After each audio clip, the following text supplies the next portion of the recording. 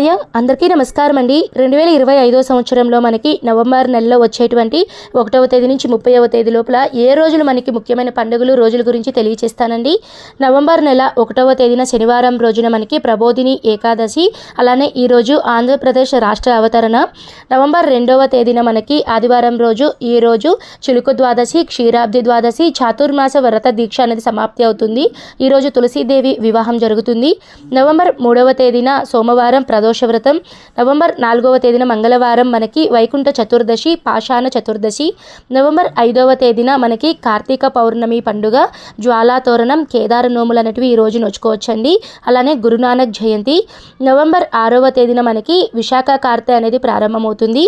November 8వ తేదీన శనివారం రోజున మనకి సంకటహార చతుర్థి వ్రతం అనేది ఈరోజు ఉంటుందండి. తర్వాత నవంబర్ 11వ తేదీన మంగళవారం రోజున సావిత్రి వ్రతకల్పం. అలానే 12వ తేదీన బుధాష్టమి. అలానే నవంబర్ 14వ తేదీన జవహర్లాల్ నెహ్రూ జయంతి. నవంబర్ 15వ తేదీన ఉత్పన్న ఏకాదశి. నవంబర్ 16వ తేదీన ఆదివారం రోజున వృచ్చిక సంక్రమణం. నవంబర్ 17వ తేదీన తిరుచానూరు శ్రీ పద్మావతి అమ్మవారి బ్రహ్మోత్సవాలు అనేటివి ప్రారంభమవుతాయి, ప్రదోష వ్రతం. నవంబర్ 18వ తేదీన మనకి మాస శివరాత్రి, కృష్ణ అంగారక చతుర్దశి. నవంబర్ 19వ తేదీన పితృతర్పణం. నవంబర్ 20వ తేదీన మనకి అనురాధ కార్తె అనేది ప్రారంభమవుతుంది. అలానే కార్తీక అమావాస్య అండి ఈ రోజున.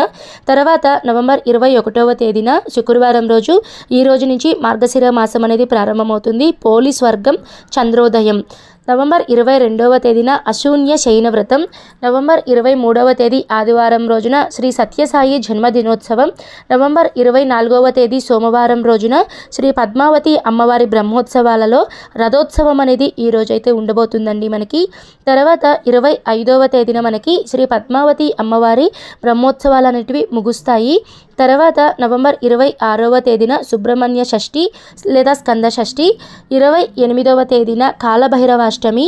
మనకి నవంబర్ నెల 30వ తేదీన అయితే మనకి శుక్రమౌఢ్యమి అనేది ప్రారంభమవుతుందండి. శుక్రమౌఢ్యమి గురించి పూర్తి వివరాలు నేను మీకు రానున్నటువంటి వీడియోస్లో అప్లోడ్ చేస్తాను. ఇదండి ఈ రోజు వీడియోలో మనకి నవంబర్ నెలలో 1వ తేదీ నుంచి 30వ తేదీ లోపల ఉండేటువంటి ముఖ్యమైనటువంటి పండుగలు రోజులండి.